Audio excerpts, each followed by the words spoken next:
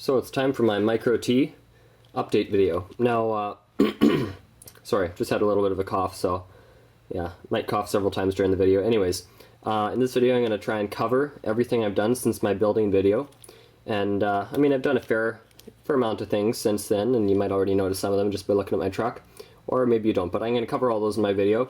And by the way, if you haven't already checked them out, I have a parts video where I show you all the parts I bought for this micro because I built it from scratch. Then I have a little building video where I basically just go over with you everything that was entailed in putting it together. So to start off here, I'm just going to show you the different sets of wheels I have because I haven't really explained about those. These are the Raminators that I have. And overall, these are my second favorite set of wheels. They're kind of my outdoor wheels because they just work best outdoors because they're so wide. They ride on top of grass so nicely, and they're just nice and big. Inside, I find them a little bit clumsy. I find sometimes my truck won't turn quite sharp enough, or other times it'll just kind of slide around the turn, so at the corner or whatever. So I don't really use them on carpet or hardwood or indoors that much, but outside these are by far the best wheels I have. Then my all-round wheels are my Micro Desert Truck wheels. And by the way, this is a Micro-T, but these are the Micro Desert Truck, the stock Micro Desert Truck wheels. And they come in a few colors. You can get them in the black chrome that I got, and I think those personally look the nicest. You can also get them in silver and stuff like that, but I'm not going to go into that right now. Yeah, these are my favorite wheels altogether because they're pretty much good on any terrain. I use them indoors, on carpet, on hardwood, on tile, outside a little bit too, you name it. They're just awesome wheels. They don't really specialize in any terrain specifically, but you know, if I'm not sure what I'm going to be doing with my micro, if I just want to take it wherever, I'll pop these wheels on and I'm covered. So yeah, that's that for those. And then I have my Free Racing oversized wheels. And I'll explain why I have this in a plastic bag a little bit later, but these are just the front wheels. Yeah. This is a rear wheel and this is a front wheel. These are designed for carpet use, pretty much carpet use only, because you notice there's these little spiked ridges in the rear wheels, so they really grip into carpet. Then the front wheels have these kind of, I guess, grooves in them. So again, they will also grip in to the carpet really well. Yeah, they're made out of a really hard rubber compound, which is good for carpet, but if you try and use these wheels on hardwood, they will slide around quite a bit just because they're not that grippy on harder surfaces. Outside, they suck in grass. They're not meant for outdoor use. They are alright on pavement just because they do grip it fairly well, but they will wear down super fast if you use them on pavement, so I'll just warn you about that. So stick to carpet with these wheels. So just to sum things up, carpet wheels, all-round wheels, mostly indoor though, and then these are kind of my outdoor wheels. You can use them a little bit indoors if you want to though. Anyways, with that out of the way, I'll just show you the other thing I did, and this isn't really a modification, I just thought I'd let you know about this. You notice I have the bearings in my front and rear wheels, of course. Now if you have a Micro-T or like several sets of wheels for yours, you'll probably already know how much of a hassle it is to change your wheels because you have to swap the bearings out. You have to like pull the bearings out of one set of wheels and put bearings into another set of wheels just to swap your front wheels off. The rear wheels are fine because the bearings don't go directly into the wheel, they go into the carrier. So anyways, you'd have to have a look at that. I think I show you it in my, I don't know. Anyways, so what I found is on Hobby King you can actually buy more bearings. I believe these are, what are they now? 2.5 by 2.5 by 5 millimeter bearings. Don't take my word for that, but I think that's what they are. I'll try and give you a link for these bearings in the description, but anyways, it's I believe it was around $1.84 for a set of 4 of them, and that's all you need to do one set of wheels, because the front wheels are all that need them. The rear wheels, you should already have bearings in your truck if you've done the bearing upgrade, and these bearings will work fine if you want to put them in the rear of your truck as well.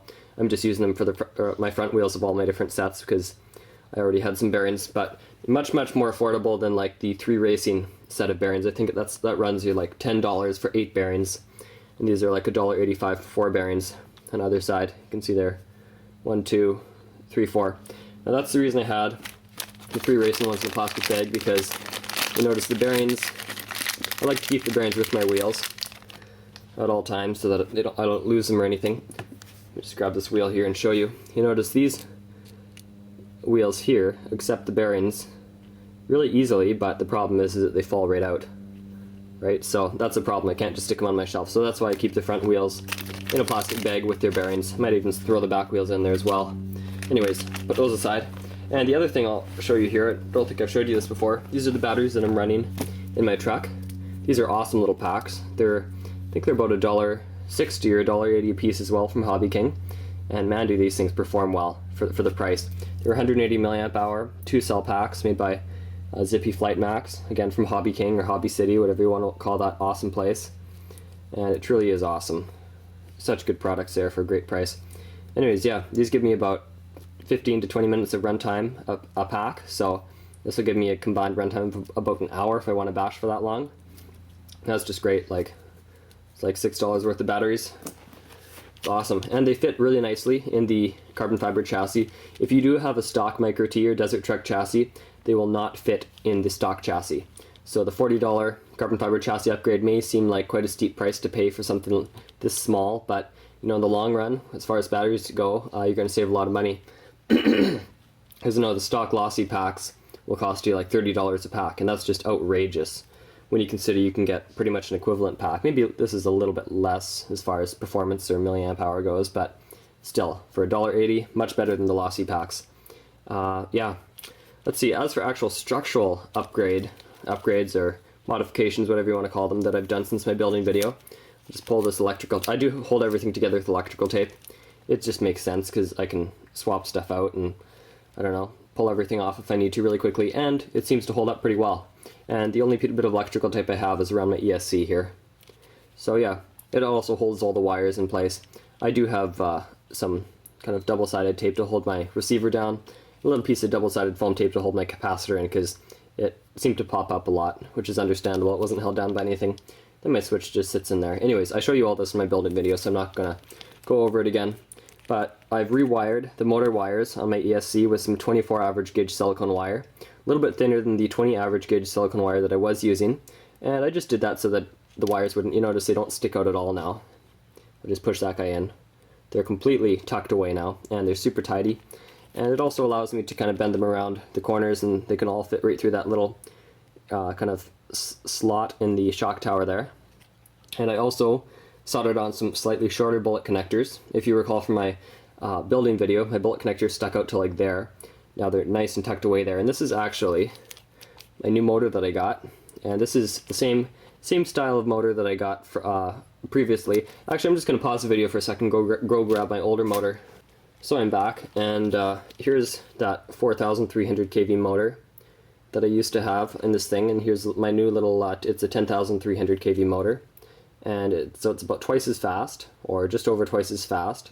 And you can see it's about 5 millimeters shorter, which will immensely reduce the stress on the motor plate caused by the motor, just kind of bouncing up and down when the truck's running and landing off huge jumps and stuff like that. So, I mean, I'm not going to be bending any more motor plates because I had a problem with my motor plate bending, so I upgraded to an aluminum motor plate from the stock steel one. Now I know what you're thinking. You're thinking, well, isn't steel stronger than aluminum? Well, it depends what type of steel you're talking about. The steel that the stock motor plate was made out of was like a super soft sheet metal. It was just like punched out, so it wasn't, it was probably some of the weakest steel you could possibly find. Whereas this is super high quality aluminum that's actually machined. It's not punched. You can see little fins in the back of it there. Probably start off with a block about that big and then just machine it down, so it's just great. And of course I had to modify it a little bit there. You can see the motor screw, just so it would accommodate these motors. And yeah, these motors are amazing for the price. This one is $7 right there, and it performs amazingly well. I've done some speed runs with it. You'll see in a future bashing video that I'm working on right now. Yeah, it just performs, it's out of this world how fast this thing goes on a 2-cell battery. But I guess with this small of a truck, it's possible to go those speeds with a little battery. But yeah, anyways, the motors don't heat up that much either. I know after doing some speed runs with this motor, maybe got a little bit warmer than body temperature after doing like 5 minutes or so of jumping and speed runs and that, so I don't have any concerns as far as temperature goes at all. Yeah, I think that's all I really wanted to cover for the motor and stuff. By the way, I'm running the medium pinion gear and the stock Micro-T spur gear. Not exactly sure what the teeth are offhand. I believe this one's 50 and this one is 13, but again, don't quote me on that because can't be sure. This one may be 12 and this one may be like 51. Something around those lines. What else have I done in this thing?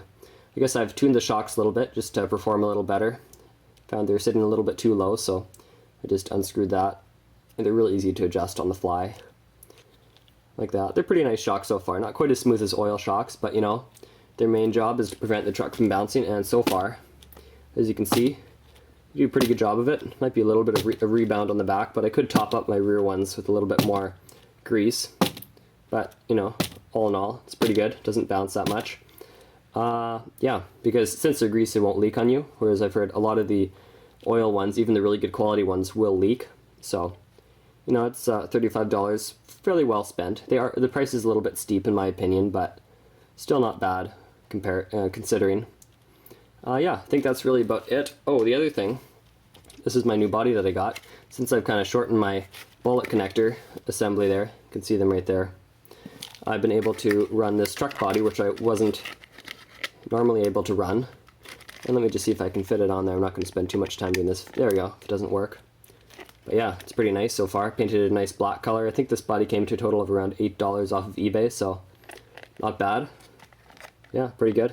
Looks pretty sweet in my opinion. Some people say it looks sort of ugly, but you know what? It might not look quite as good as a stock body, well, in my opinion at least, but it sure does a better job of protecting stuff inside there, because you notice, I mean, the electronics probably sit a good quarter to a half inch underneath the body, the top of the body, so if this thing lands from like 6 or 7 feet up on its top, it's not going to be crushing the electronics in, so in my book that's pretty good. Yeah, I think that's really about it. I use this body kind of mainly for bashing, this one more for racing because it's a lot more visible, as you can see there. Very visible as opposed to this one. Painted it black, so it's a little harder to see sometimes, especially in the evening.